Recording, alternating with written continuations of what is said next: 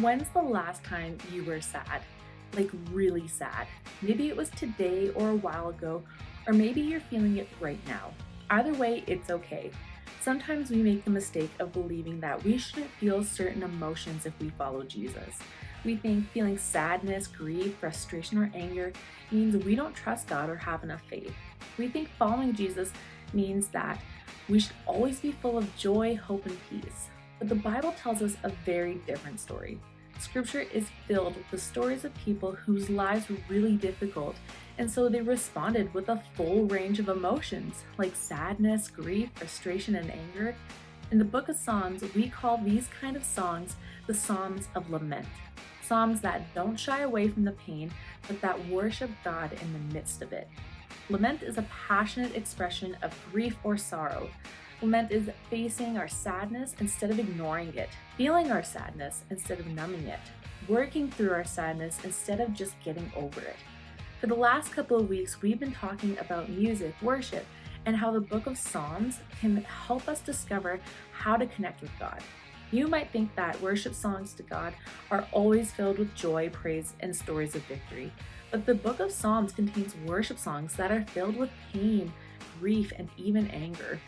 Psalm 55 is one of many examples.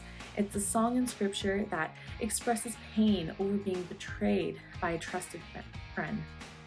And it says, "Listen to my prayer, O God. Do not ignore my cry for help. Please listen and answer me, for I am overwhelmed by my troubles. My enemies shout at me, making loud and wicked threats. They bring trouble on me and angrily hunt me down. My heart pounds in my chest. The terror of death assaults me. Fear and trembling overwhelm me, and I can't stop shaking. Oh, that I had wings like a dove, then I would fly away and rest. I would fly far away to the quiet of the wilderness.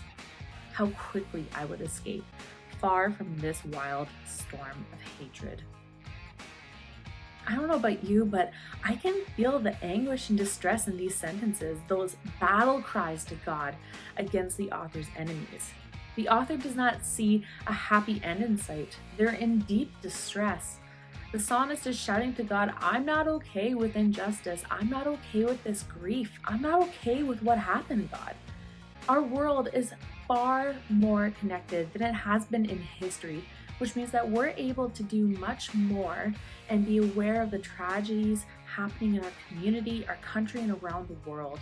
Because we live in such a broken world, we often see injustices like the powerful taking advantage of the vulnerable, tragedy hitting good people, physical and mental illnesses impacting loved ones, injustice and pain everywhere. This psalm is a lament for injustice.